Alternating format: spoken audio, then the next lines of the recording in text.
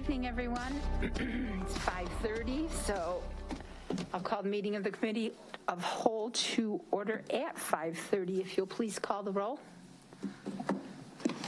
Ms. Pearson? Present. Mr. Rollins? Here. Ms. McCall? Mrs. McCulloch? Here. Mr. Siegel? Here. Ms. Stanford? Here. With 5 present, 1 absent, we have a quorum. Thank you. We'll take a moment of silence followed by Pledge of Allegiance.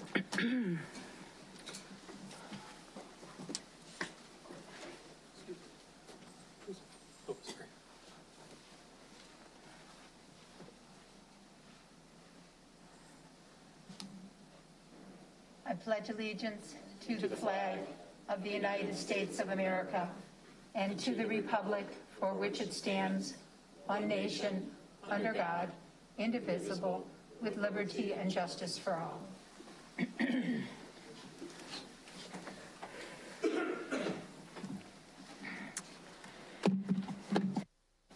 Before we go any further, thank you, Connor. Connor Childers works behind the scenes to produce the board broadcast via YouTube live stream as well as Comcast Channel 20.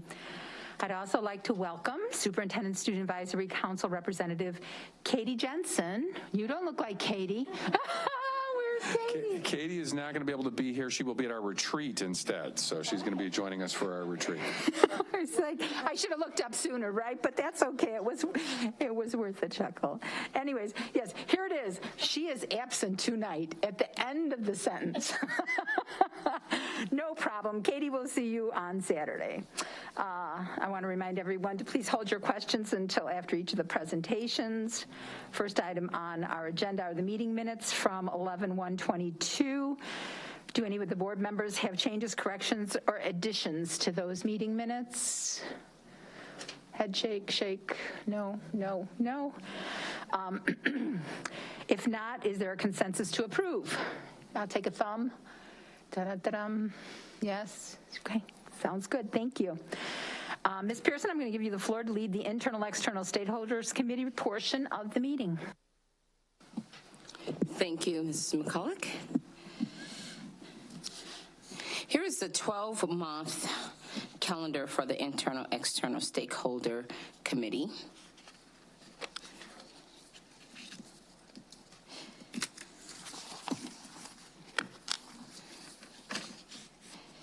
First on tonight's agenda, we will hear from Dr. Reed about RPS 205's Leadership Development Cohorts.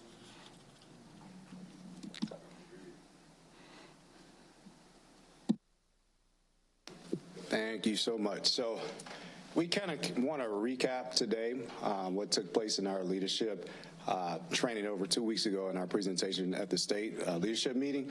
We want to just touch on the teacher shortage, and a lot of is said about just go hire staff of color, and we want to look at the pool because if you have 50 fishermen swimming for 5 fish, it's hard to pull those fish. And we want to look at these numbers and go over some details about what it looks like to staff of color. So I'll go to the next slide. So this is why we're doing things unique here at RPS. We fund and recruit internally, we fund and recruit externally, and we focus on retention. Go to the next slide. So this is the state. This is how the state looks for full-time educators, full-time teachers. And at the state level, for over the 5 to 10 years, it's remained steady that the state has hired about 6% there you can see of African-American population, and another 5% you see Hispanic, but that has remained steady. That if as a district across our state, you're seeing that we can staff at a 6% rate. Next slide. So here at RPS, we're at about 3.5. It will require us to hire about 46 more staff members of color to reach the state average of 6%. Next slide. Here's a study that became alarming, that you're seeing a drop-off in overall enrollment in education in college for undergraduates. So in 2013, you saw about 107,000 students enroll, and these are students identified as students of color. That has dropped 34% down to 70,000, and that number is still declining in 2022. So when you're looking at staff of color, we don't even have a high enrollment of students of color in our universities at this time. I want to go to the next slide. So a Georgetown study and a college university study, it shows another thing that is important to us and why we recruit internally. Many of the students of color that are going into undergraduate programs are not even going into education. They're going into the healthcare fields, social services, sociology, public administration, criminal justice, sociology, computer science, engineering, pre-law, and things of that nature. So we do not see a pool of African-American candidates going into the education field. I remember going to a job fair, and in the entire job fair at Illinois State, had to have been about 4,500 students within that time period, and I remember seeing 3 students of color total. I just want to talk clearly about when you're trying to go and just hire staff of color, how that realistically looks. Next slide. This is why we're unique in our endeavors to grow our own. Because we're recognizing in order to get these people, we have to create them, and we have to create the atmosphere for them. We do it in two ways, through our approaches of getting our students to become our educators, and to get our staff that is already within our district to become certified teachers. Next slide. One of our most important pathways is our RU pathway. It allows our scholars to get that full experience, the career seminar, academy expo, and you're deciding your pathway as early as in our school careers as we possibly can, and we're pushing them towards that education field. During that 10th, 11th, and 12th grade year, they're shadowing, they're getting experience, they're getting dual credits, and they're getting life experience in fields that we see important, and one of them is education. Then in that 3rd year, we're in our pathway, we're in our post-secondary, and our field and our focus is there is to get these people back into our district hired in our classrooms. We have a group of staff members, I think the number was around 15, what's that, Matt, that is already currently staffed, 13 that are currently staffed. So most of the people that are going in these pathways are completing the pathways and coming back and teaching in our district. Next slide. Another program, when we talk about staffing from within, there's a huge shortage in the special education department. This LEAP program allows our pairs and our people that are already in our buildings to get that certification to become teachers in a high needs capacity, high need field in our district. So that LEAP program is another way that we look at growing our own. Next. So besides the grow your own pathway, why we recruit externally, we've developed partnerships with universities. One of our newer partnerships is the Central State Partnership. And that partnership is very important because it's a two-way partnership. It's a give and take. They are giving us a chance to get scholars that may not have been accepted to universities like theirs at a different acceptance rate, where they're going to take some of our scholars. And in turn, their scholars that are leaving their programs, one of the things Dr. Jared taught me earlier is, look, you can't go down recruiting in Jackson State where it's 90 degrees to get people to come up here in Chicago with this cold. They're not ready for that. But Central State, they have weather that is similar to ours. Universities like Lincoln and Missouri, they have weather similar to ours, and we pay a little bit more than them. So in our marketing strategies to go externally, we're looking strategically at where we go, and we're developing a partnership. And in that partnership, we give them, they're coming up to our campuses in March. They just left last month. They'll be here this month. And they're interested in working at Rockford, that education institution. When you go down to Central State now, they have posters of us on the university because we built and developed that relationship with them. And that is another pipeline to get externally candidates into RPS. Our job fairs, we're really strategic about who we bring. We're not just going there with an HR person only. We're going with the principal and people that can sell our buildings. And those relationships with our universities are also really strategic. Our clinicals are not just to get kids in college on our in our schools. We're really strategic about what they're doing and giving them that experience and marketing RPS throughout this process. So I just wanted to look at the pools that are available and the newer initiatives that Rockford is taking on. they're not being done in many places. That is very innovative. And at our leadership presentation, it was clear that the direction we're going is a new direction. So we're in uncharted land, but using that creativity has allowed us to be prepared to, as Dr. Jarrett talks about, project out for the future, for the next 4 years. Next slide. The shrinking pipeline, the lack of some external support is the reason that we're taking our direction to be unique. And another focus for us is retaining. Once we get our staff here, we put a focus on making sure we're checking in with them, making sure they have opportunities to grow, and making sure that they have that mentoring piece, making sure that the affinity space is developed to be catered around the needs and progression that a staff member of color would like to see. So these are some important things that we're doing, and I just wanted to bring them back up because it comes up a lot about our approach to staffing staff members of color. And I just want to let you all know that we're taking an innovative approach and we're seeing it pay off. And sometimes you don't see it just quickly. You're just not going to create a pool that jumps into your district. It takes time, and we're developing those relationships. And that's it from me. If anybody has any questions, I'm available at this time. Thank you, Dr. Reed. Appreciate getting some more context on the efforts that are being put into recruiting. And I love the layering of all of the efforts. One of the things that came up some years back was the number of dollars that were spent in recruiting employees of color versus other harder to fill positions or hard to fill positions such as dual language. And just based on a raw budget, it looked like there was this great disparity.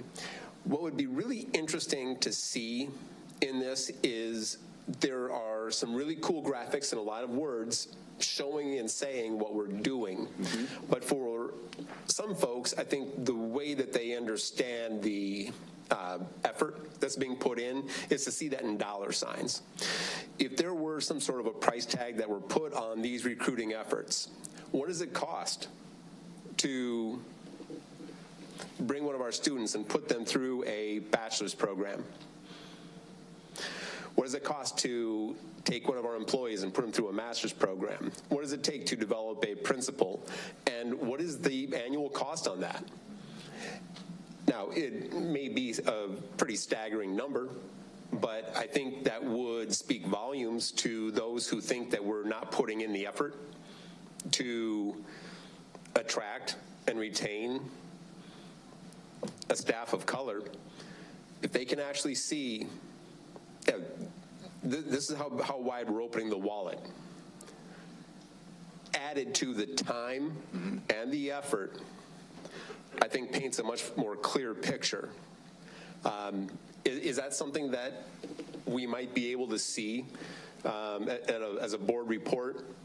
This is the number of dollars we're going to spend this year dedicated to recruiting staff of color.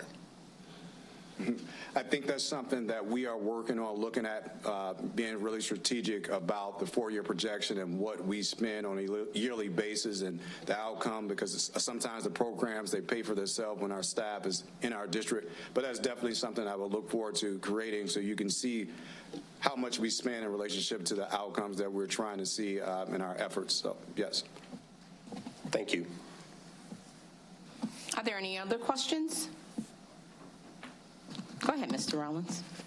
I was just going to actually comment, Mr. Siegel. This is a much smaller piece of a presentation that Dr. Reed and Mr. Zedeker did at the Tri-Conference in Chicago. And I've already suggested, and some of the numbers, the data that you asked for, they talked about some of those numbers because representatives of other school districts were very interested in that piece of it as well. And I've already suggested to Dr. Jarrett that it would be nice to have that larger presentation, although that was an hour presentation, and it would be nice if we could figure out some way to trim that down. But what I liked about it was that it wasn't just one piece of it, but it was an overview of pretty much everything that we're doing at once. The other comment that I had is just kind of an observation. If you go back to the graphs on whatever pages these are, 3 and 4, of the slide deck, the state numbers and our number. And I think it's, one of the risks of focusing on one data set or one piece of data.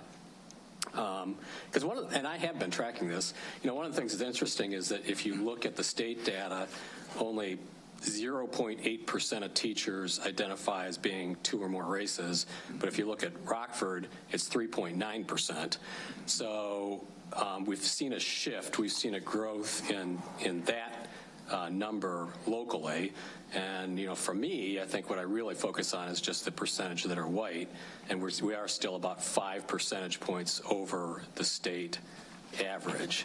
But we're way behind on Hispanics. I think some of the stuff that's, I see with respect to some of the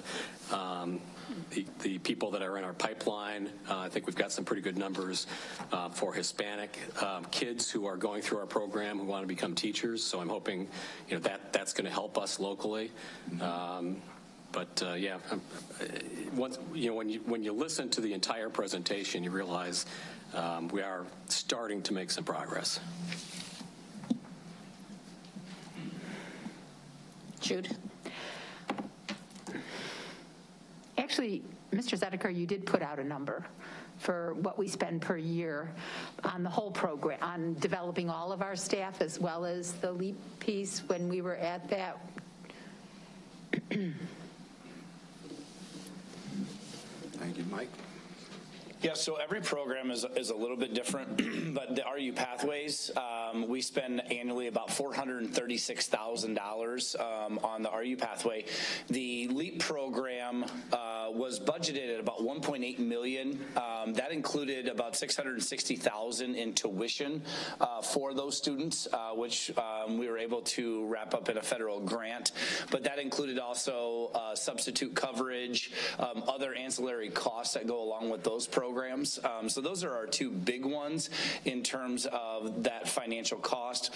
I know with our dual credit content area masters, and I put a one-page sheet out for every board member to show what that would cost an individual employee after they signed the promissory note if they were to back out or not complete the program. So that gives you a little bit of a sense of what that would cost per employee for those different programs that we have to come up with the total that we spend for the different recruitment initiatives.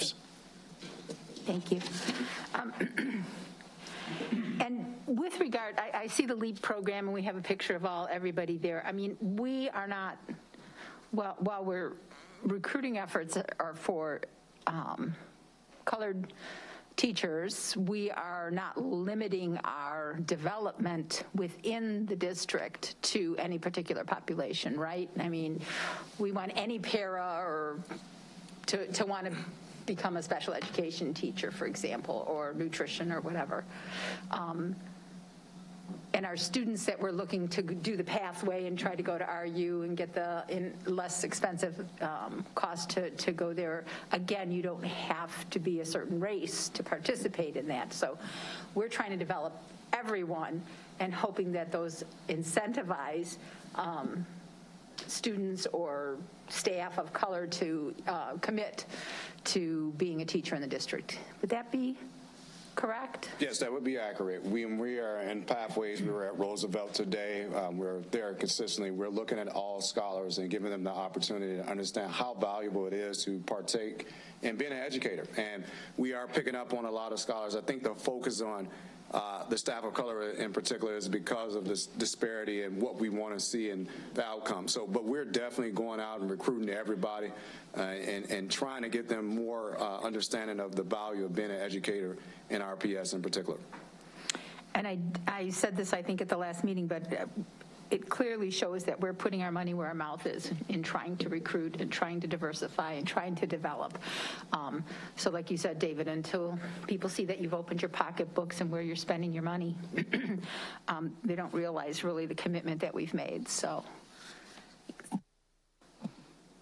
Anyone else have questions? Dr. Reed, thank you so very much for this presentation. It was absolutely awesome, and I look forward to hearing more details. Thanks.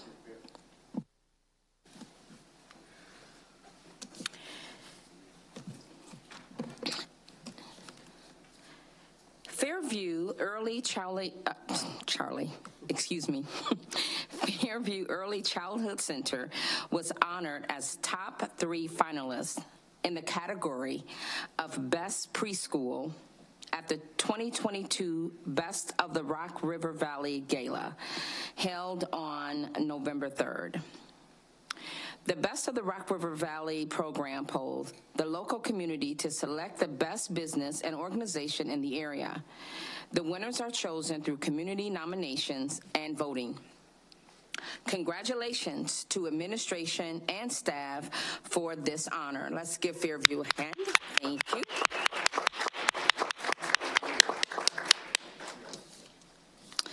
That is awesome. 205 Vibe.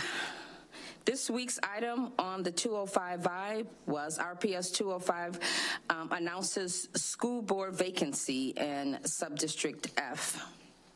And it takes time to listen to the latest, take time to listen to our latest podcast, 5 Things to Know About Rockford Promise. Susan Fumo, Rockford Promise Board Vice President, tell us who should be thinking about Rockford Promise scholarship program, when students should apply, how Promise programs support communities, and what's next for expanding the program. The Superintendent Student Advisory Council, SSAC, was given a unique educational opportunity thanks to Representative Maurice West and its Ready, Reach, Expose, and Develop youth program. Accompanied by West staff, 19 of the council members traveled to Springfield, Illinois, where they were able to tour the Capitol building, talk with Representative West at length, and even participate in a mock debate and vote on the House floor. How exciting is that? The purpose of West Ready program is to reach and connect youth with the diverse culture and opportunities within their community and expose them to elements they might not otherwise have a chance to experience. Internal, external news. The Diversity, Equity, Inclusion Department has many projects in the works, including CPI, Crisis Prevention Institute, district-wide training, listening sessions, institutional coaching training, student-teacher celebrations, equity newsletter, a webpage, Rockford University Pathway Parent Meeting Classroom Visits, LEAP, Licensed Educator Accelerated Pathway, student-teacher placements. And this is just a few to name. More information will be presented in the future as these programs and strategies begin to take shape. And community partnership updates. The Van Vliet Family Foundation partnered with Auburn's boys basketball players and staff, Auburn parent liaisons and janitorial staff, Team Fred Vliet players and parents, Hard Rock Casino employees. Together, they distributed over 1,000 turkeys and sides to families in our community. The event took place at Auburn High School. Thank you to the volunteer for helping bless those families in our community. When organizations make such an impact on our community, I think we should pause and give them a hand.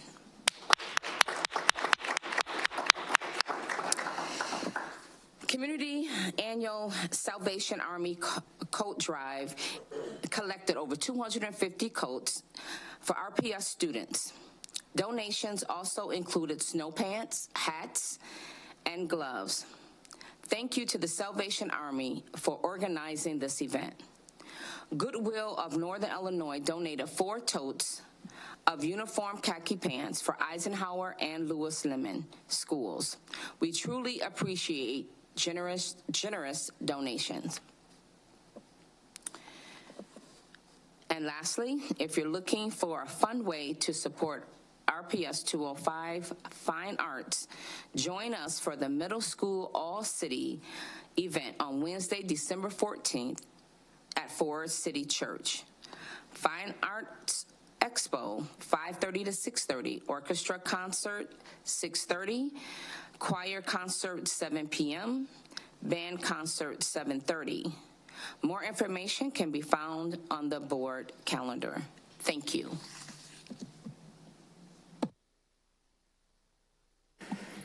Thank you, Ms. Pearson. Anybody have any comments or anything else for stakeholders?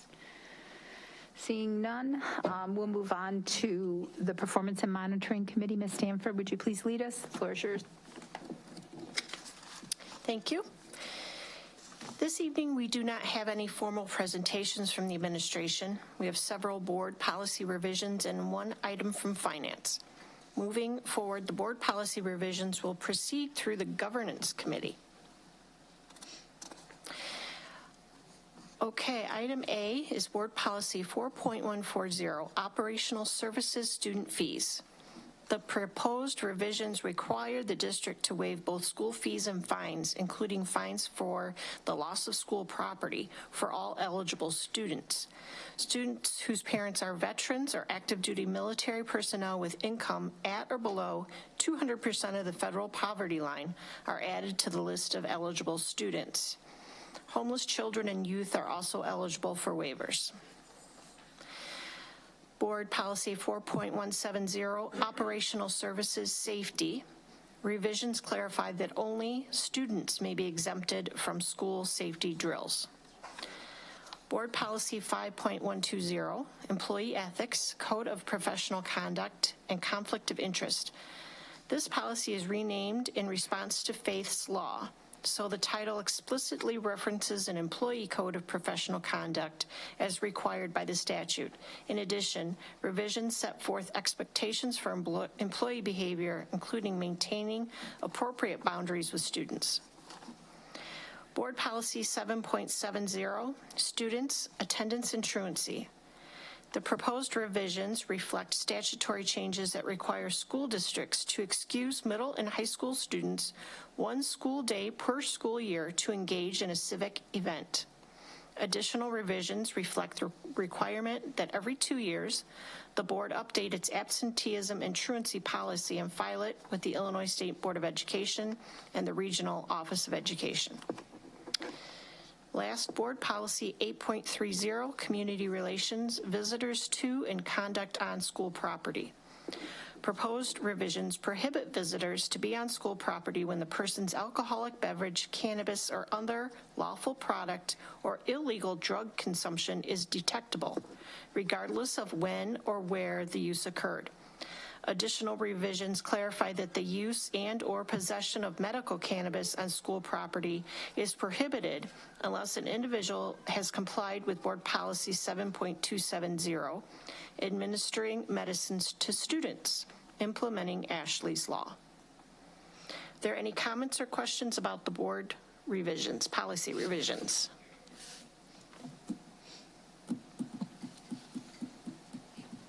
Mr. Rollins. So this is going to be, I'm sure, a question for legal. On the student fees, it's phrased in terms of eligibility for a waiver, but are we required to grant the waiver if they meet the requirements? Yeah, all right, you're shaking your head yes. That's the answer I expected. Thanks. Ms. Pearson? Yes, I just need clarity on 770.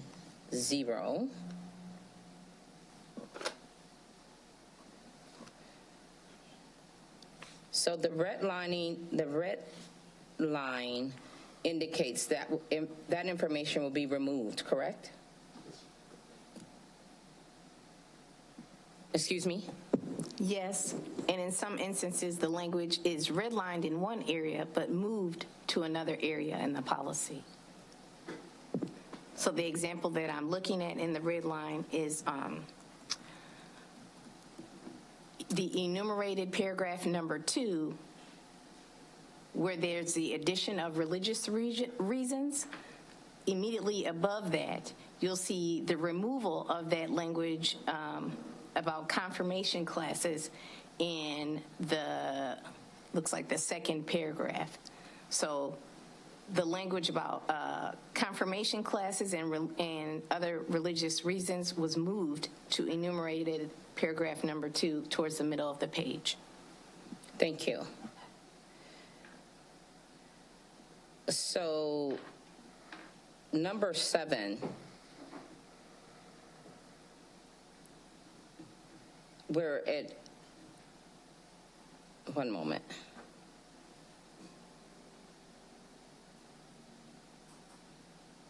Okay, I see the clarity. I found it. Thank you very much.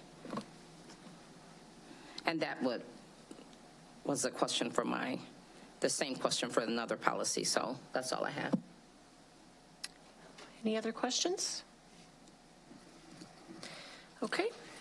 The next item on our agenda is the General Obligation Refunding School Bond Update. Dr. Brown is here to provide a summary of this item and field any questions from the board. I'd like for the board to note the attached presentation and board docs, especially this line.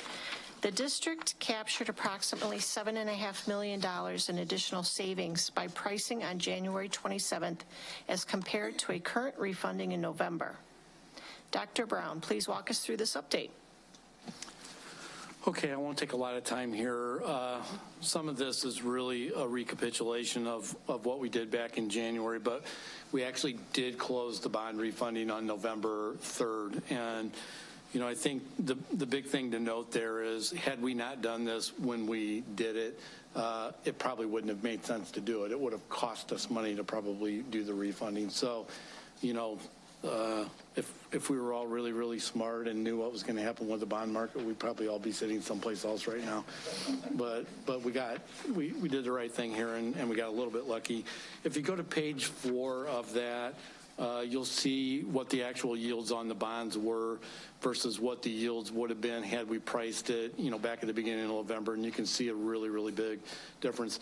The good news is, too, we're actually in that box there. You can see that on the escrow from the bonds that we sold on November 3rd and closed till the time we actually pay them off on February 1st when they actually mature, we're actually going to earn an extra $542,000 on that escrow, and that's money that will be able to be applied to district capital projects this year. So because the bonds went up so much, we were able to invest the money for that temporary period of time, those 90 days, and earn an extra $542,000 of interest on it. So, not only did we get good pricing when we did the refunding, we've actually got the benefit of earning some money on the escrow as well. So, any questions for me? Well done. Sometimes it's better to be lucky than smart.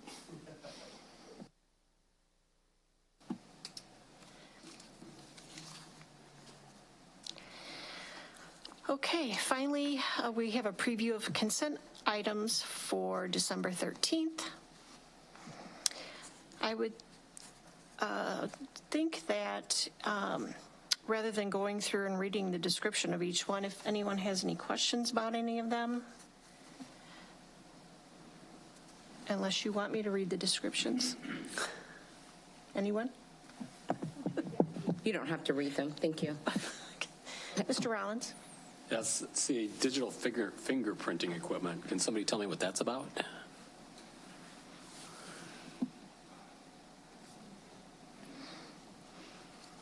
Now that he's making his second appearance, just a reminder that it is, in fact, ugly Christmas sweater.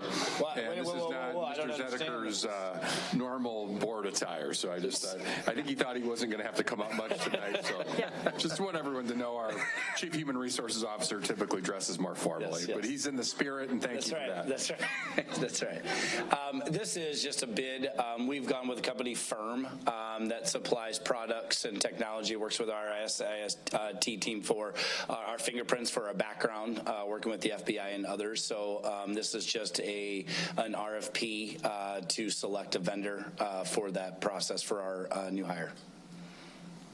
Okay, so that's really what this is being used for, is the background checks? Yep. Okay. Yep, the fingerprinting and which results in our background checks. Okay. Anytime I see something like this, I'm sure you're aware of this, there's that Illinois Biometric Privacy Act, Yep. and there's just all kinds of button actions, and so I always get a little squirrely when I see something. Yeah, same process we've used for years. It's just an update on vendor. All right, thanks. Yep.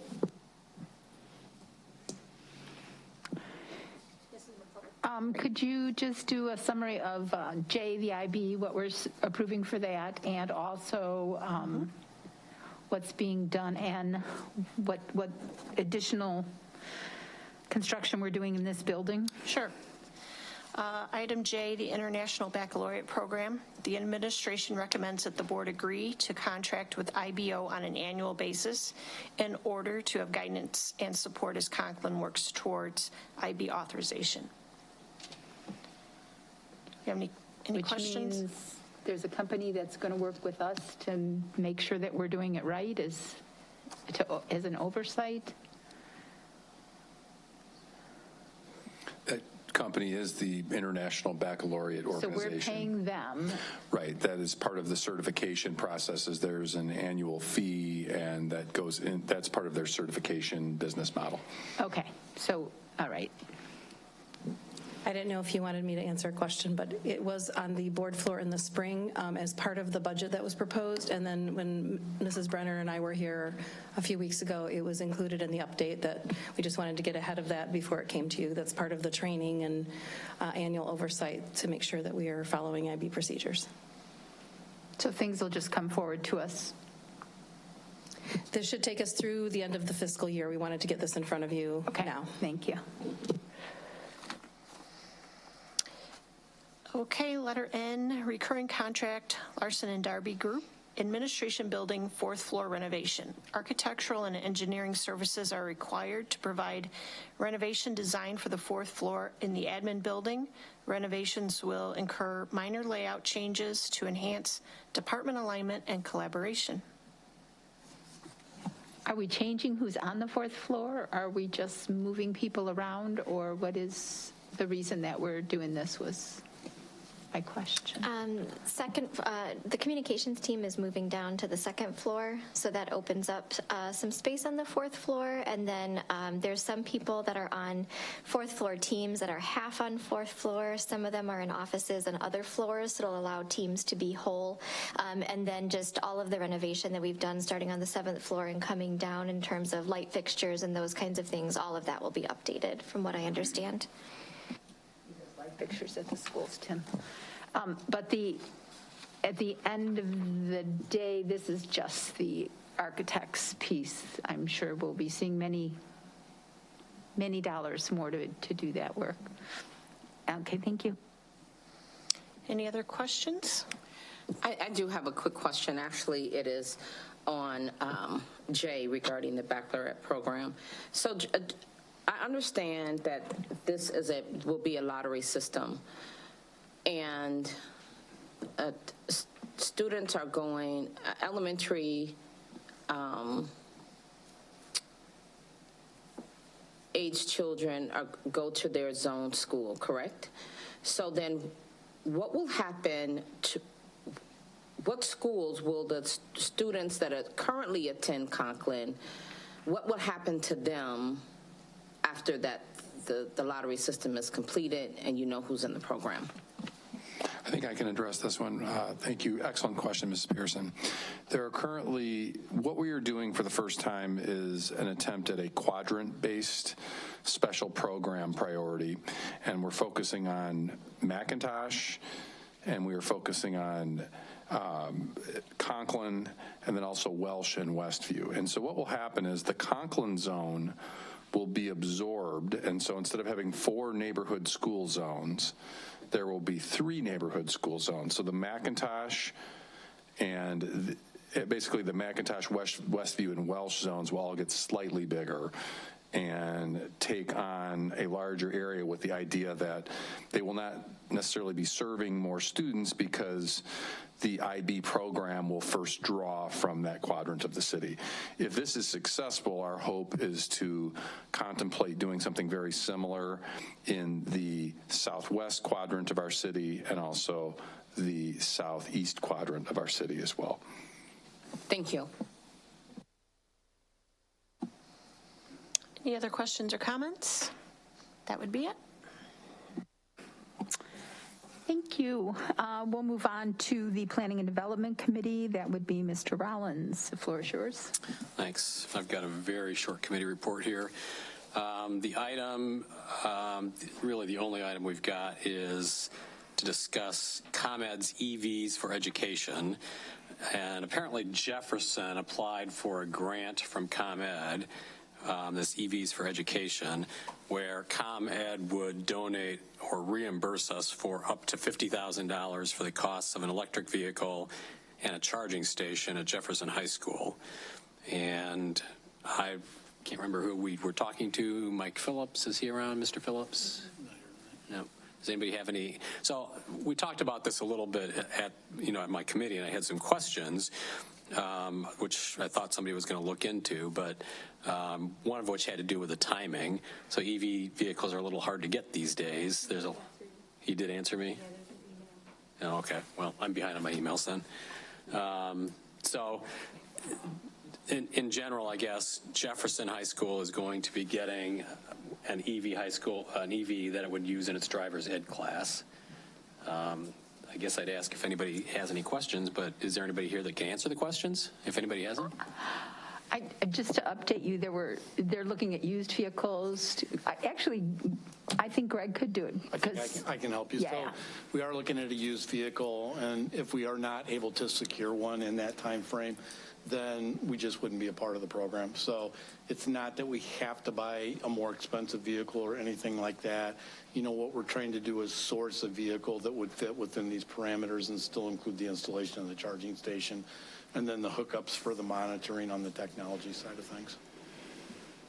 Okay, and have we priced out both the cost of the vehicle and the charging station and whatever software could be required for the charging station? We have, and right now we're probably in the low 40s right now. The used vehicles we've been looking at, are available in some of the suburban dealerships. There isn't anything that's in this marketplace at all. We found some that are in the mid 30s, and the charging station's about $2,500 to install. So I think we should be well under the $50,000. And you said there was no software needed? No, there isn't. Really, it's just providing an internet connection so, they can monitor much like they could like a smart meter at our house. It's very similar to that. Okay. Does anybody have any other questions on that grant? The only other item is the preview of consent items. We have one other ARP ESSER award coming forward for Life Decisions. Life Decisions programming will target RPS students at East High School and Roosevelt High School. The program will help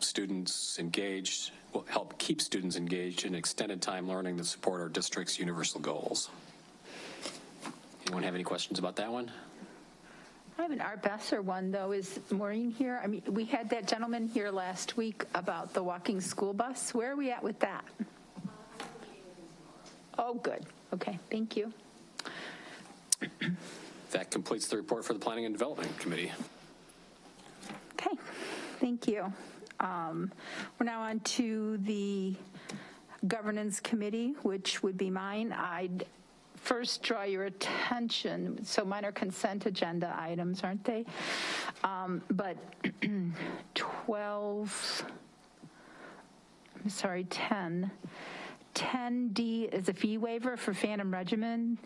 Thank you, Ms. Goldsmith, for picking up the mistake on the administrative report. I read that a couple times and I did not. So board members, just so that you know where it reads, it's for Auburn and Guilford and Marshall. Marshall is not part of that.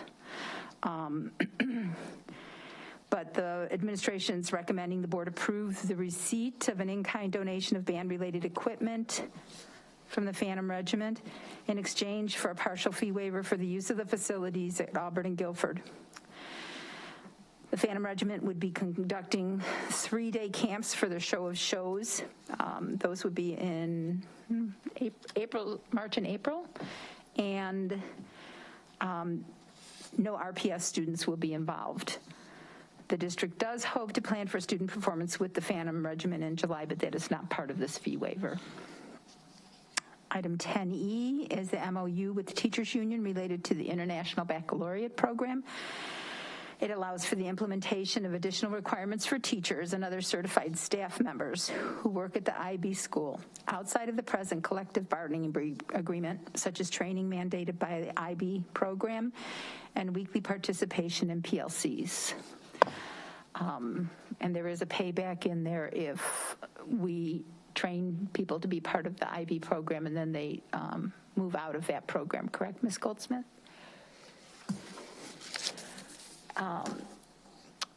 The other consent agenda items are typical meeting minutes, contract purchase orders, and the Freedom of Information log. Does anybody have any questions regarding the governance portion?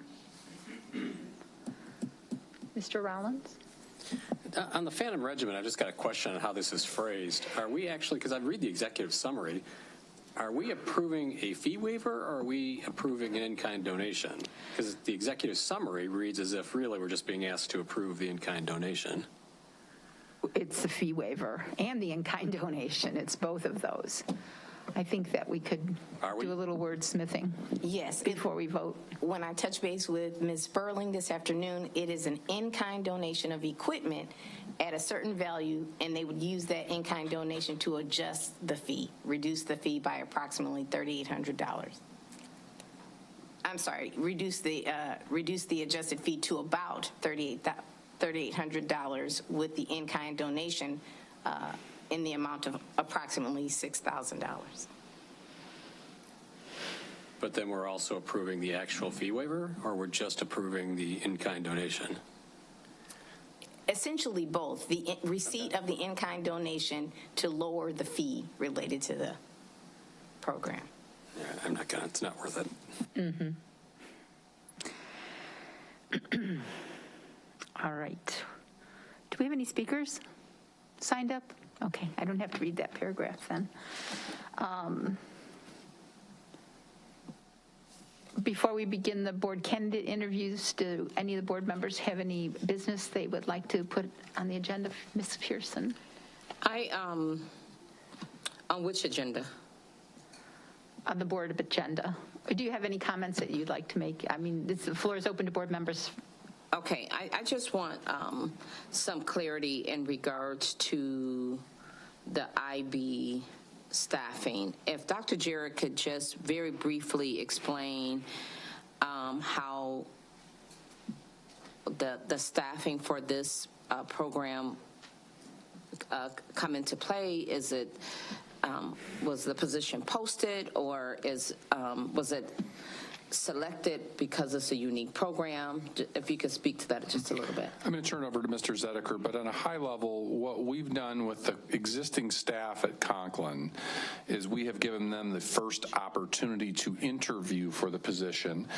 If they are not selected or choose to not interview for the IB program because they would prefer not to be involved in that, they will be first in line to interview for any other district opening before we open up the larger process. But there are very specific requirements in this MOU embedded, whether it be initially for the Conklin staff or as we open it up for other district staff, as well as people outside of the district. And I'll turn over to Mr. Zedeker to add some additional details. Yeah, I mean, the only thing I would add is we just finished up interviewing Conklin staff only, as Dr. Jarrett alluded to.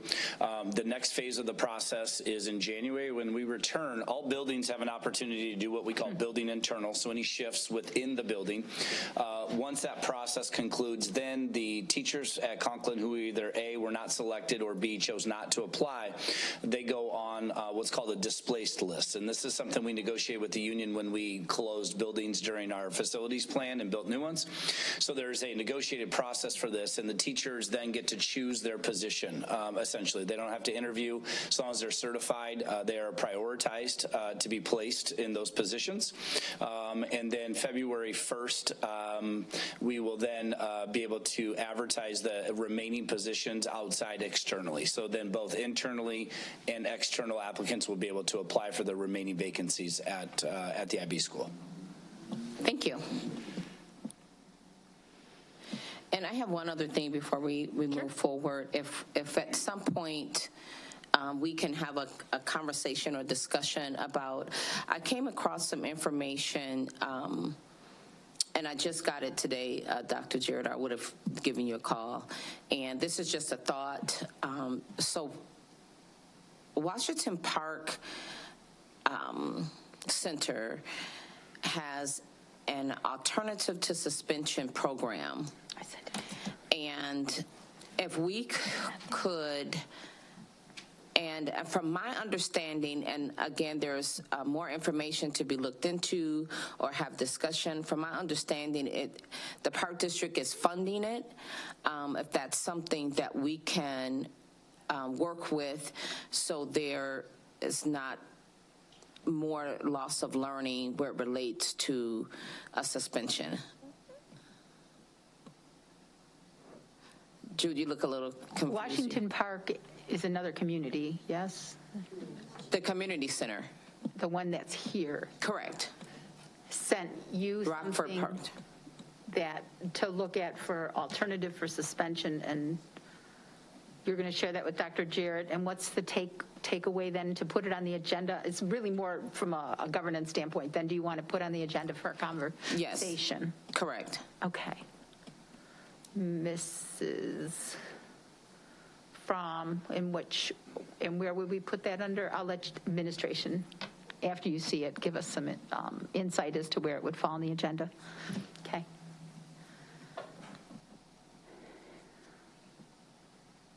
Anything else?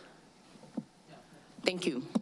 I'm going to publicly apologize to Mr. Rollins because I pulled up the electrical vehicle grant program email, and although it says to Jude and Tim, I pulled down the distribution list, and your name is not on there. So you didn't miss it. You just were never sent it. But I have sent it to you now. So apologies for that. All right. I would like to take a quick transition here while we move on to the board candidate interviews. What is going to happen is board members will stay in their seats. We will put the candidates at the administration table. Ms. Fromm is going to move up here and keep track of the clock. And our administrators there have been encouraged to go ahead and leave because they don't need to be part of the interviews. And so we'll resume in, about 5 minutes, if anybody needs a minute.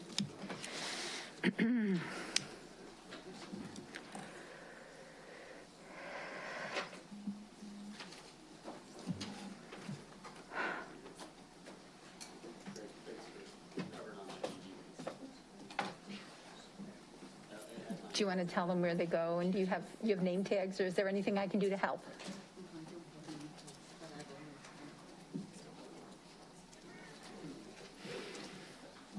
Thank you.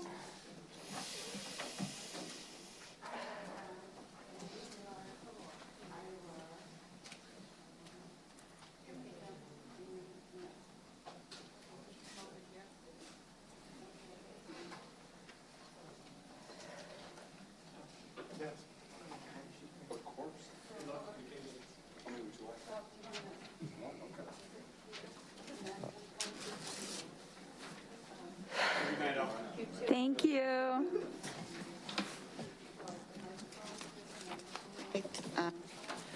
Board members, I just remind you to fill out your exit surveys to give to, I guess we'll give them to Lori. But the mic. Why don't you go in the audience?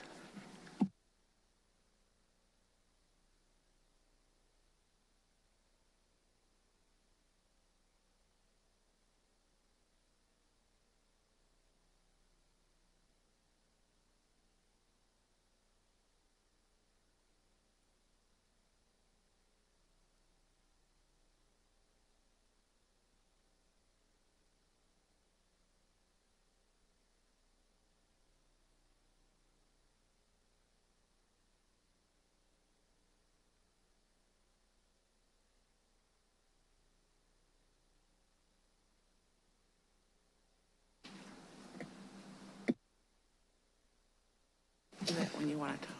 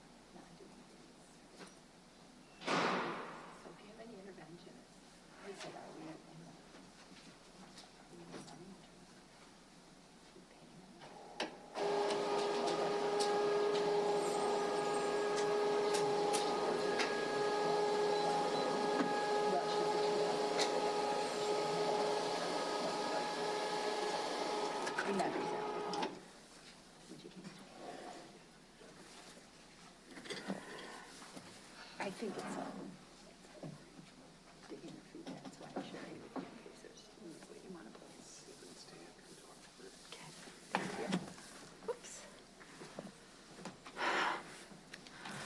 All right. I think we have. Yeah.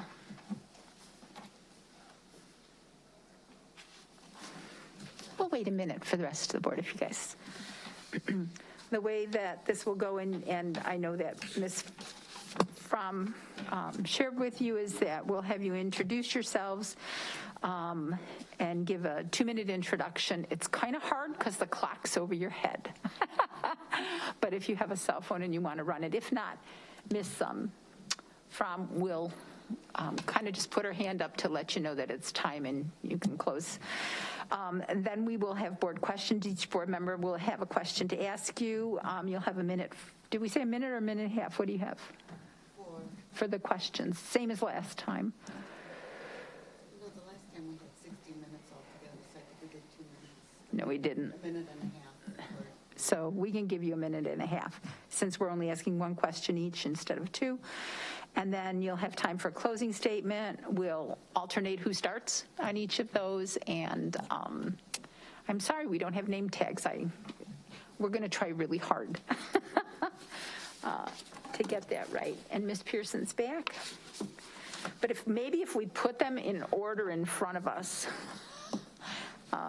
we will do well. So let's just start with an introduction. I'll start with you on the left, sir. Matt Barch. Okay. Matt, and you go by Matt, and it's Barch. Barch. Thank you. Next. I am Kim Haley. Okay, thank you, Kim. Just give me a second as everybody locates our copies. Here we are. Thank you, Kim. Sir? Juan Reyes. And Juan Reyes. Thank you, sir. And?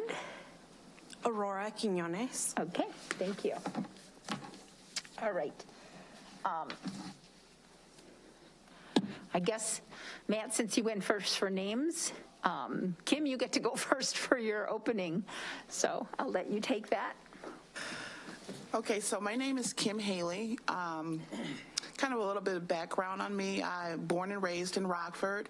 I attended Rockford Public Schools from during elementary school at King Middle School, which is no longer there. I got a brick, though. So I graduated from Boylan High School, went on to Monmouth College, where I graduated with a bachelor's degree in classics and English. From there, I stayed in Rockford for a couple years, worked at the Attorney General's office, and then moved to California for about 10 years, where I worked for the school district there. And I was in a regional occupational program where I worked with students in as a career counselor, but worked with students as they were, in elementary school, middle school, and high school, determining careers and career testing, and kind of following them through to be productive citizens and, either go to college or go to work after high school. After about 10 years out there, came back to Rockford. I am still at Rock Valley College, but I started at Rock Valley College in 2005. My daughter attended high school attended Rockford Public Schools all the way through high school, graduating from East High School. I have been at Rock Valley College for about 17 years. I started there as a career counselor for about 8 years, and then I worked for another 8 years as a business account manager, where I worked with a lot with community businesses, community people in the community, social services, but primarily with the businesses to promote the services of the Department of Commerce and Economic Opportunity, to pay for training for students, to either go to college, different types of fields we would work with them on, and that was either going to college or to go prepare for work right in the community in our manufacturing industry. So I worked really closely with business partners. Thank you. All right, Mr. Reyes. First of all, I'd like to say good evening and thank you for this opportunity. A little background about myself. My name is Juan Reyes. I was born in St. Paul, Minnesota. We moved to the state of Portland. At the age of 5, we returned to Rockford. I've been here ever since. I'm a graduate of East High School in 1990. I had 5 children that graduated from District 205. Now I have 3 grandchildren that are attending. I own 3 businesses locally. I'm a retired police officer. I'm a veteran of the United States Marine Corps. I'm an adjunct professor. I was an adjunct professor at Rock Valley and also Judson College. I'm very active in the community as far as boards. I've been on the Shelter Care Ministry Board for 8 years. 4 of those 8 years I was a VP. Was with Ken Rock Community Center, and recently I just got on with the Better Business Bureau Advisory Board. I've been on many coalitions as far as the Rasmussen community or for law enforcement and criminal justice. I stay busy. I stay active with the community. During the time that they were in high school, I was coaching middle school and high school football and wrestling. Once they graduated, of course, I tried to do it with my grandkids, but I got a little too busy, so I decided to let the fathers do that. As far as mentoring children, I try to be more active inside the minority kids and try to be more involved. But that's pretty much myself in a nutshell as far as, what I do as far as in the community itself. And I'll leave it on to somebody else. Thank you. Aurora. Hi, everyone. My name is Aurora Quiñones. I decided to apply to be a board member because it popped up on my screen.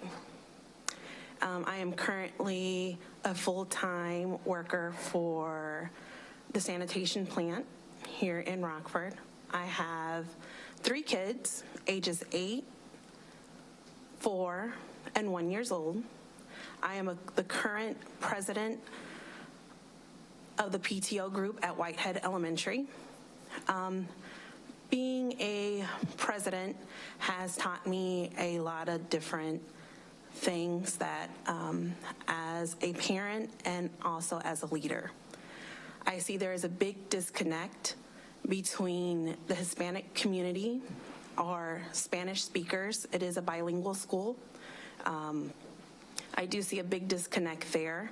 And within just being in the PTO, I see that there needs to be a connection. These are my neighbors, part of my community, and I'd like to see from within how can I be a better leader for the group. I currently go to Judson University. I'm finishing up my bachelor's program there.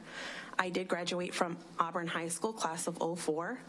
The biggest reason why I went to Auburn was from the CAPA program. I came during my sophomore year from Kansas City, Missouri. I went through the CAPA program because it was something similar to the school that I was used to. Just being a student in the Rockford district, I did see that there was a big difference between sides. I've always lived. Thank you. Matt? Hi, I'm sorry, Matt Barch. Lived in Northern Illinois, Rockford for 30 years. Married to a Rockford school teacher. She has an annual competition with Dr. Jared. We were talking about school issues one day, and she challenged me to apply for the board to give back to the community. I've been working at Swedish American for the last 22 and a half years. I've seen a lot of highs and lows in Rockford over the 30 years, and I want to give back to the community that has given me what I've gotten. So, biomedical technician, I've worked numerous jobs throughout the hospital. That's about it. Thank you. Is everybody comfortable with me calling you by your first name? Fine. Okay.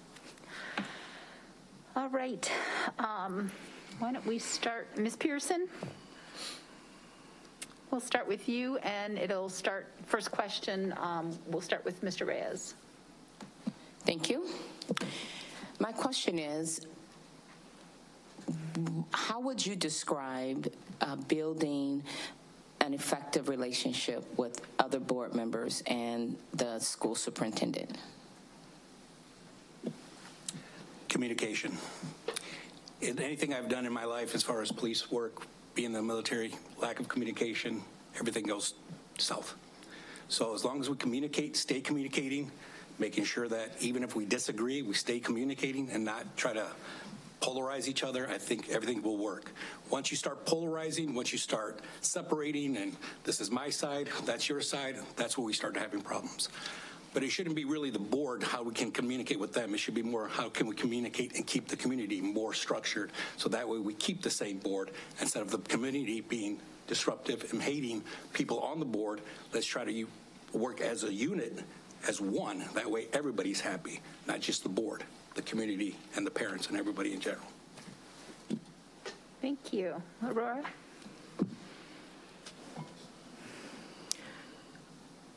I believe in the same thing that he said in communication, having that open communication within your board members, between your board members, asking for information, having that knowledge. There could be something that someone knows, and not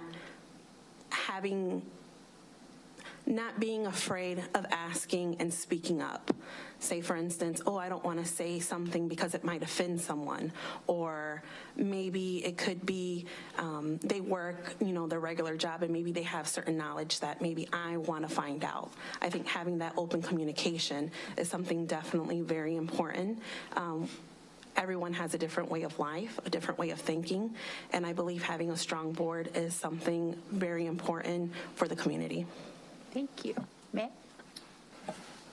I have to agree. Communication is completely a key to anything. You can adamantly disagree with somebody, but you can still work with them and actually be quite productive. There's just no reason why you can't look for, we're here for the kids and trying to make the kids a better, better, productive, just give them a chance that they deserve. So. Thank you. And Kim? Yeah, I would say communication and professionalism. Communication, of course, that's how you communicate with people and win them over. Basically, listening to diversity of thought, because when you listen to all points of view, you actually come to coalesce around ideas that everyone agrees on, but have that conversation, not necessarily try to, be biased towards your own conversation and just listen to yourself, but listen to other people and try to communicate and get along, but also be professional in that communication and not necessarily disrespect one another or belittle anybody else's ideas or thoughts on particular issues. So I think it's being open, having open and honest communication and being professional about it. Thank you. David. Thank you, and I'm really grateful that you all came out tonight. You stepped up, you put yourself forward to volunteer for this, and volunteer it will be. It's a fair bit of work, but it's also pretty amazing work. I had a question prepared about, what do you see as the role of the board member, but your opening comments about communication spurred a different question. What do you see as the role of empathy in your communication? Aurora, you're first, I believe. I feel when you have empathy, when you're making a decision or replying to someone's statement or just in general, it could be taking a moment, rethinking the question. If it's something you don't understand, ask it again. Ask it in a way that it doesn't seem that you're being defensive. That I've seen firsthand, someone can say, my animal pet, my pet passed away. I don't have a pet. How can I sympathize? How can I have empathy with this person and let them know I understand without actually having a pet myself?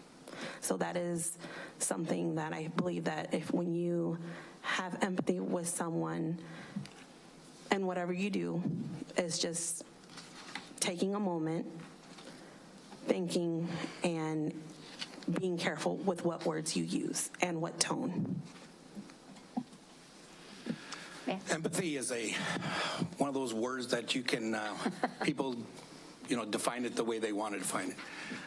I've done a lot in my life. I've grown up very poor. I've decided in my life that I wasn't going to stay poor. Not that I'm a rich man, but I live comfortably. But as a police officer, I would tell my new rookies, if you go across someone that's been sexually assaulted, you can't go to them and say, I know how you feel. You have to empathize with them and understand and go, well, I got to find them someone that knows how they actually feel. Get that person to communicate with me or with that person. So when it comes to school boards, it comes to just in general with community, someone not being able to eat, I can empathize with that. I personally can, so I could talk to that person. If I couldn't, I would find someone and say, hey, look at this person did something and now they're here, but they were in your same situation at this time. You can do this. So they understand that, yes, maybe I wasn't at the same level as they were, but I got some that understood what the level they were at and making sure that I can help them and empathize that way instead of saying that I know how they feel or, basically lie to them and say, oh, I understand how you feel. I don't. I'm not going to say that. I want to make sure that they know that I'm being sincere and that I'm transparent. I'll leave it at that. Thanks. Actually, Matt? I got out of order a little. Empathy to me is giving the person the time of day. If someone is speaking, I might have a preconceived notion of what I want to do and what I want to get across, but somebody might say something that'll get me to really overthink of what my thoughts were. At Swedish American, I've had some really ugly scenes before, and I've had to try to talk people down. And sometimes it's just sitting there and listening to the person and hearing what they have to say. And you guys I was usually always able to come to an accord with somebody. And if I couldn't do it, I would ask for somebody, my partner, and say, hey, could you give us a hand here? And then between the two of us, we would work it out together. So to me, empathy is listening and hearing what they have to say and just trying to solve the situation. Ms. Haley. So for me, empathy is not, not only how we conduct ourselves among one another as maybe board members, but how we would govern as board members over the populations that we serve. But as board members, empathy for me is really being open to another person's point of view, and also not only being open to their point of view and trying to understand why they have preconceived notions or their views on particular situations, but understand why they have those views. And I would expect the same thing, for people to have empathy with me and understand my point of view if I'm trying to get information across. But as a governing board, we should also, be open to having empathy and understanding the backgrounds. Even though we may not have grown up a certain way, we need to understand and be open and listen to the parents that we will be serving and the teachers that we will work with and our staff members that, are part of the school board, but understanding their backgrounds and, the points that they try to get across because they are on the ground with the students. They're out there in the public. So empathy for me is necessary among one another as we're discussing issues, but also considering the population that we serve. Thank you. Gianna, Ms. McCall? Again, thank you guys for... It would be Matt first. I was just in your seat a few weeks ago, so I kind of understand what you guys are going through. So my question for each of you is, what motivates you as an individual?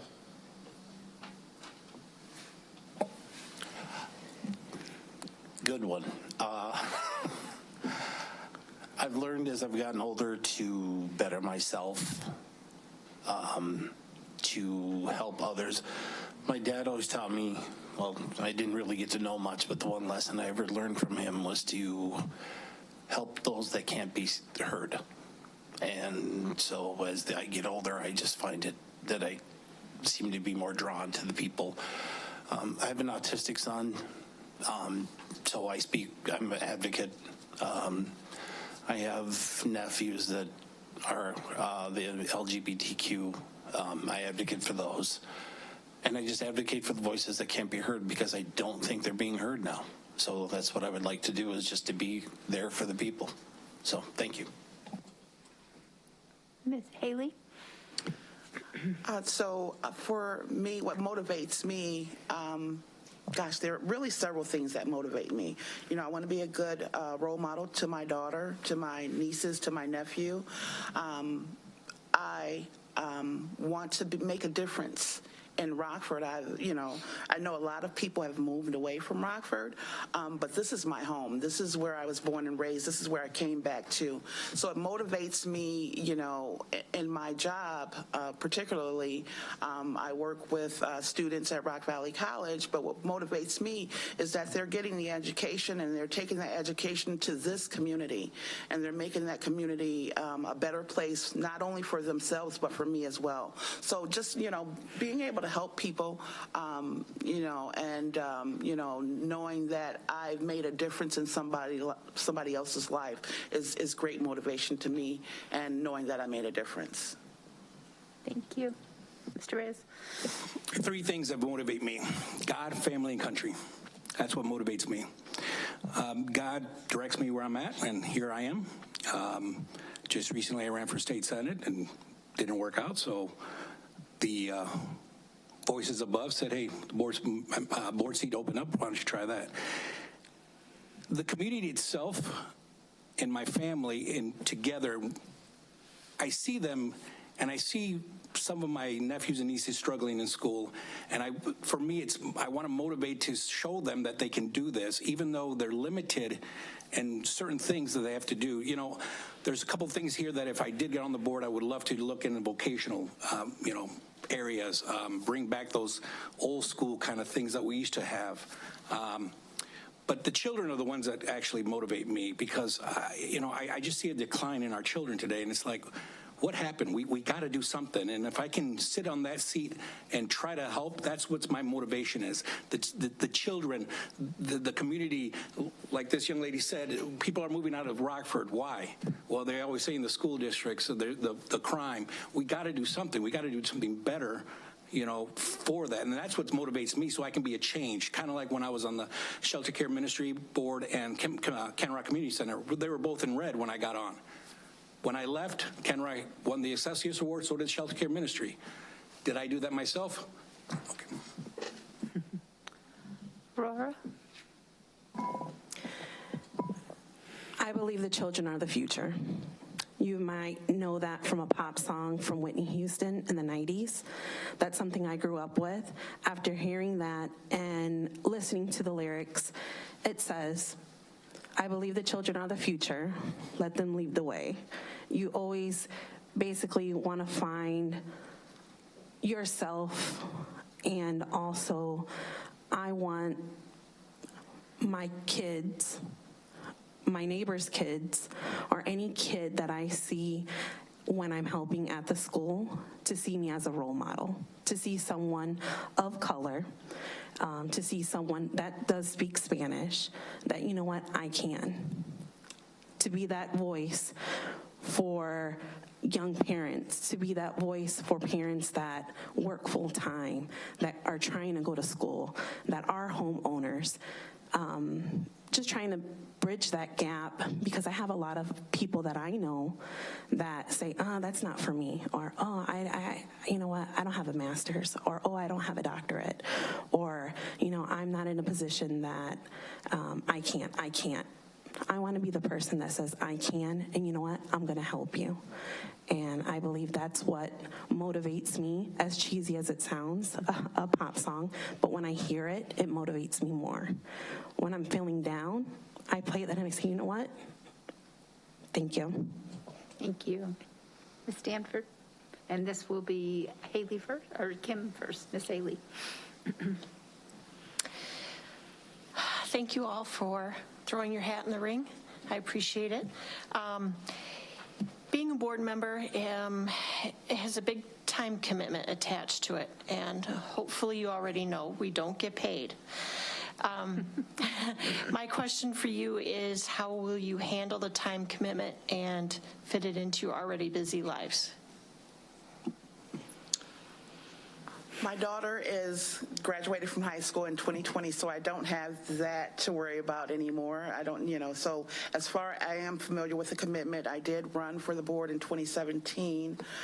So I do know the commitment. I've looked at the schedule, and I do have the time in my schedule to devote a good amount of time to the board duties. I think not only, do I have the time, but it fits well with what I do as my livelihood, so this would only, being a board member would not only complement, what I do, but it will be a big part of what I do, and that is working with students and trying to make Rockford the best place it could possibly be. That's all I have is time. Somewhat semi-retired, so I'm kind of happy I can do this. And only 3 businesses and having successful business people on top, I don't have to really worry about my business. So, like I said, I have more than enough time. I actually canceled my trip to Mexico for this, so that's how much time and commitment I'm going to give. So.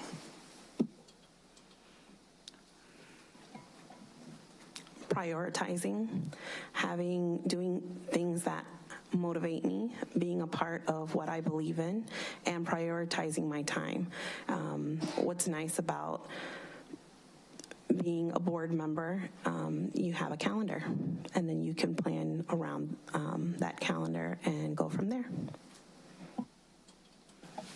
I work down the street, so proximity-wise, it's really good. I do have to go on call every 6 weeks. It's a week of time on call. Chances of me getting called are slim, but I fix patient safety equipment at the hospital, so if I do get called, I would have to commit to that. But other than that, no, I can commit whatever I need to do for you guys. Okay. Tim. No, I'm going last. President's prerogative. I love the fact that you all have direct connections with the school district, which is helpful and makes my question a little bit easier to ask. So this is a mind-bogglingly large organization. The school district has about over 190,000 people living in it. We're a third larger than the city of Rockford. There's a lot of people that think we're synonymous with Rockford. We're not. We extend well beyond Rockford. We are the largest employer in the area. We employ about 5,000 people, maybe 3,000 to 4,000 FTE equivalents. We have 28,000 to 29,000 students in any one year. We answer to the taxpayers. So you have all of these interests out there. You have all this stuff going on.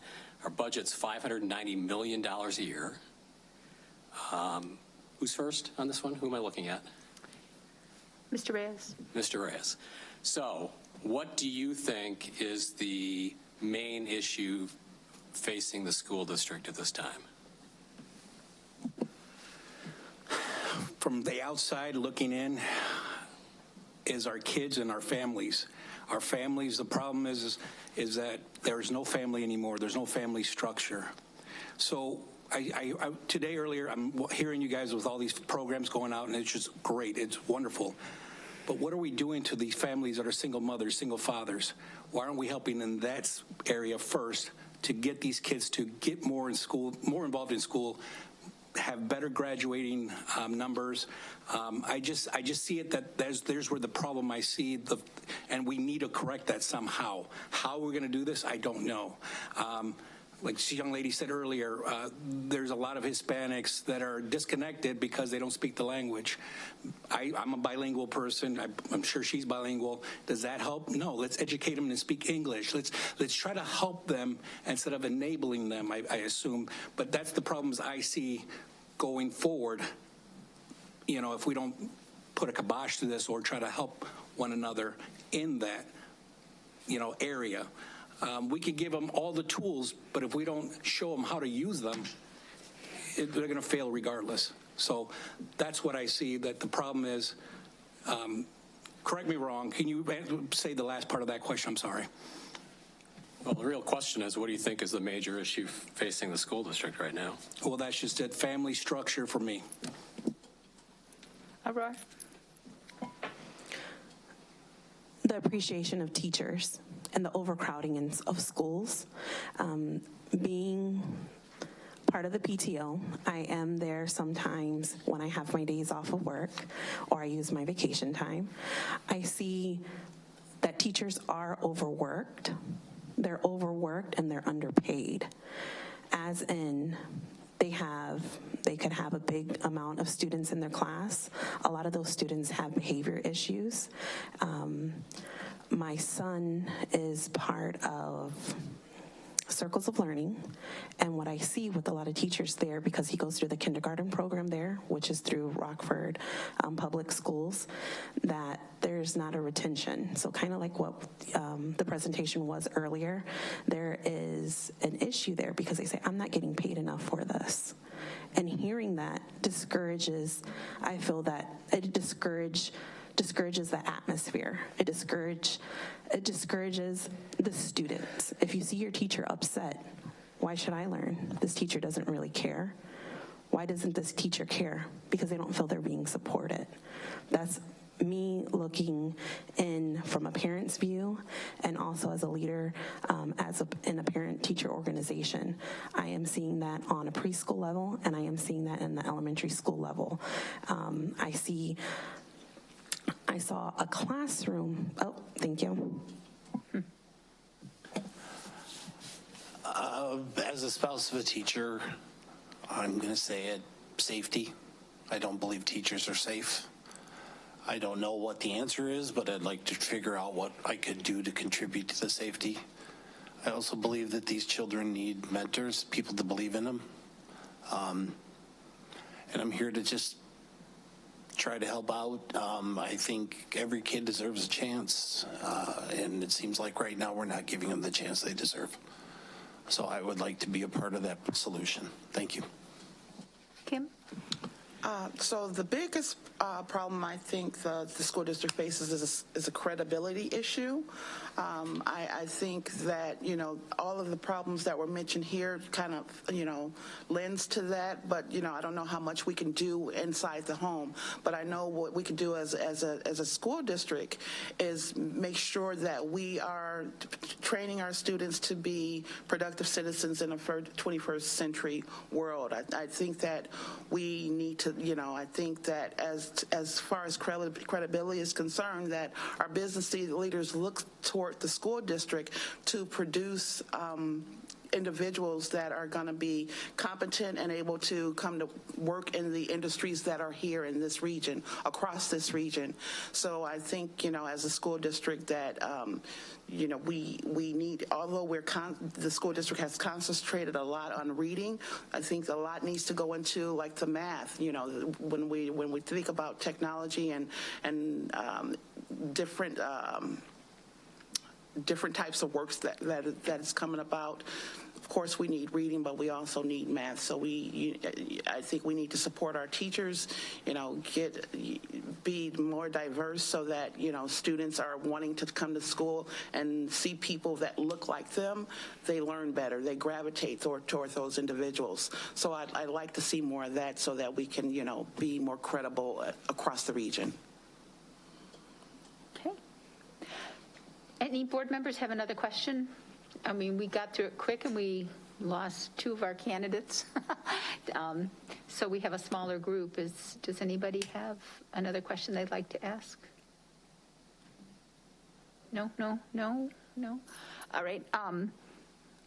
I too would like to thank you for stepping up. I'm just so thrilled to see such wonderful candidates.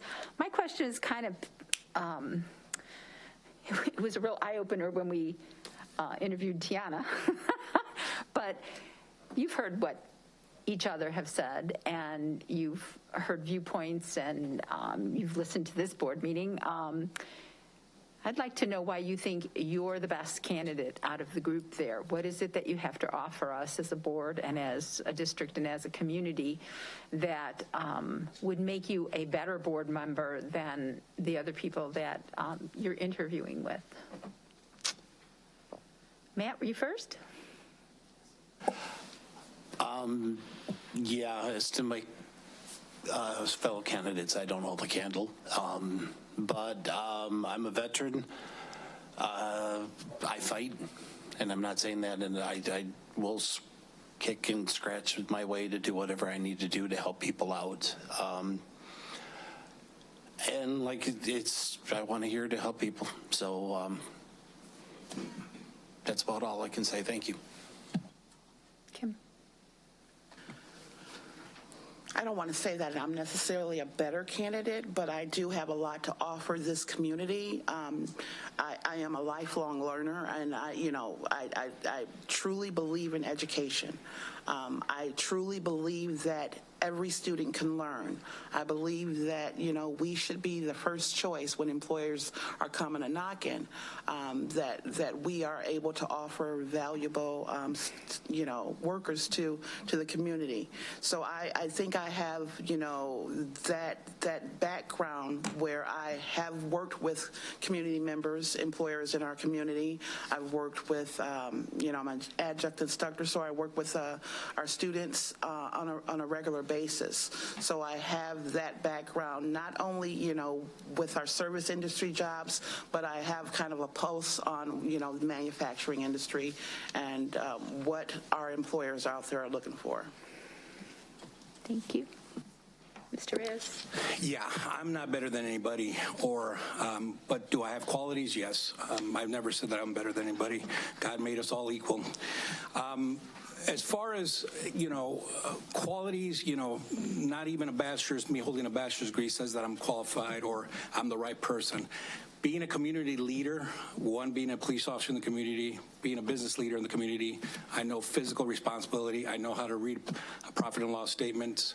I've been on several boards where, like I said, we're in the red, figuring out how to do, endowment funds and, get money somehow, fundraising and all that. Not that we have to do that here, but we still got to figure out ways, grant money, and how to get that to allow the district to grow and better the community itself. Being a business owner, that does help to go, wait a minute, why are we spending, why can't we do it over here, or why can't we look at this over here? Serving my country as a veteran, you know, for veterans out there that, again, we're talking about either a veteran with one child, two childs, and needs that empathy. I could be that advocate there. I just want to be a catalyst. I want to be the voice. I want to be that mentor for these young kids to go, if he can do it, I can do it. And then continue that route and you know, be somewhat of a legacy to my grandchildren and my children themselves, and just people in the community in general. Okay, thank you. Could you please repeat the question? The question was, having heard what all of the candidates have to offer, what makes you feel that you would be the best person among the candidates to be a board member? Being an experience. I am inexperienced in being in an official board setting.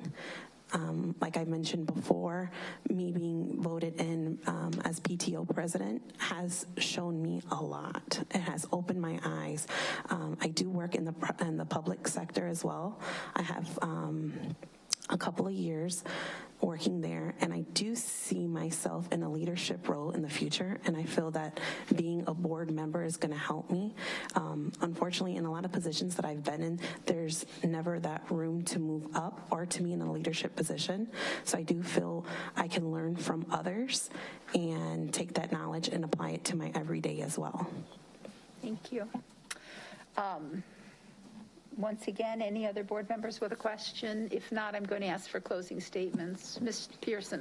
I don't have a question, but I just wanted to thank each of you for taking the time to apply. It is a thankless job, but it's also rewarding, and I appreciate you answering the call to apply, and I look forward to working with all of you, whether it's on the board or being a community member. Thank you. And everybody checked that they would run for the office in April, so let's see. Matt, you answered. That doesn't seem fair. Haley started with the first one. Mr. Reyes, I'm going with you for the closing, if you don't mind. So in closing, if I'm appointed, I'll be the best voice for parents in the community. Most importantly, I will be the mentor and catalyst to the children of all color, race, ethnicity to show the American dream is out there and it can be accomplished with hard work, dedication, and determination. And not only that, I'm just going to say this, that if I am appointed on this board, I will be the one that asks a lot of questions. I will be the one that I will try to merge the community with us, especially the Hispanic community. Like I said earlier, I ran for state senate. I saw firsthand what their community needed on the Hispanic side of it, but just in general, looking at numbers and district-wide, I thought to myself, maybe that was my calling. I'm a person that says God has put me somewhere and gives me a light and direction, and I think this is the perfect direction I'm going in, and hopefully that it works out for all of us. Thank you. Aurora? This has definitely been an experience. I want to say thank you. And just being a part of the community, being a homeowner, being a mom of 3 small kids that will be attending Rockford Public Schools, and just being that voice for parents that say, you know, I don't know, it's not for me. It can be. And learning from the other board members and getting experience, I believe it will help not only myself grow, but for my community as well. For those other parents that say, I can't, I want to say, you can, and I'm here to help you. Thank you. Matt? Being married to a teacher has taught me a lot about how education works in this country, and I want to know more. My wife has given quite a lot to this community, and I would also like to do that in return. Don't have a college education. I learned by just getting my nose to the grindstone. And I work in the community with Swedish American for the last 20 some odd years. I just believe I can help. Thank you. For me, I think, you know, I love this community. I have a lot to offer this community. I've been in this community practically all my life, and I think that the Rockford Public Schools, we're moving in the right direction. I think there's a lot of great programs that have been put in place, like the Rockford Promise, the other, the workforce coaches that are going to be going out into the schools, the Academy Expo, and I'm pretty excited about the career running start. I think that I have a lot to give. I think that all kids are able to learn. I want to support our teachers and give them tools that they need to, keep us going in the right direction. Okay. Thank you. Thank you again, everyone for filling out the applications, for taking the time to come tonight and put yourself out here in front of us in a very public setting. Appreciate that. What will happen now is that the board will adjourn into closed session to discuss the candidates. You'll all be contacted after the board has the opportunity to discuss the interviews as to what the outcome is. In addition, I want to let you know that we do have a board retreat here on Saturday, December 10th from 8:30 to 12:30, and whoever our final candidate is, who is asked to be on the board, we hope you can attend. It's going to be all about the performance and achievement of students in the district. The swearing in for the new board member will be next Tuesday, December 13th. And if there are no further comments or agenda recommendations by board members, I'll take a motion and a second to convene into closed session. So moved. Second. Thank you. All in favor? Aye. Any opposed? Same sign. Okay, thank you.